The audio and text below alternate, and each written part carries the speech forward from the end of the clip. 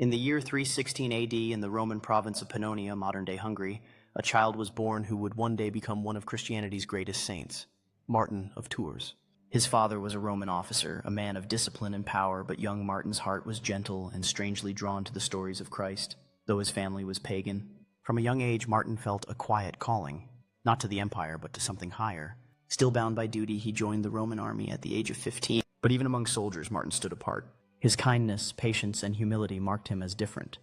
A soldier who carried not just a sword, but a heart full of mercy. One freezing night, as Martin rode through the city gates of Amiens in France, he saw a poor beggar shivering in the snow. Everyone ignored him, but Martin could not. He stopped his horse, took his sword, and cut his red cloak in half, giving one part to the man. The beggar smiled weakly as the soldier rode away. That night, Martin had a vision that changed his life forever. In a radiant light, he saw Jesus Christ clothed in the very cloak he had given away. Christ turned to the angels and said, "See, Martin, though still unbaptized, has clothed me with his garment."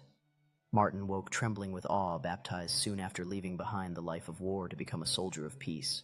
He became a disciple of Saint Hilary of Poitiers, a great defender of the faith against heresy. Seeking solitude and prayer, Martin lived for years as a hermit, but his holiness could not be hidden. The people of Tours soon called him to be their bishop. Out of humility, Martin tried to hide. Legend says he even hid in a barn full of geese, but the noisy birds gave him away. As Bishop St. Martin of Tours lived simply, dressed plainly, and spent his life helping the poor and preaching the gospel. He performed many miracles, healing the sick, casting out demons, and even raising the dead. His compassion knew no bounds. He saw Christ in every person he met.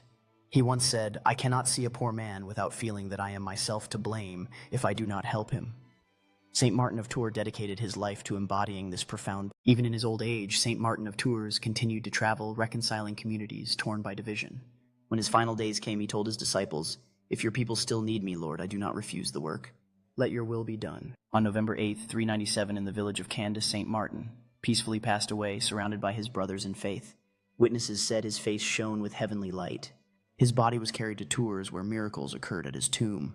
His feast day, November 11th, became one of the most celebrated in the Christian calendar. St. Martin is remembered as the patron saint of soldiers, the poor tailors, and conscience. A man who turned his sword into an instrument of mercy and became a living image of Christ's compassion. To this day, St. Martin of Tours reminds us that true greatness lies not in strength or status, but in love, humility, and charity.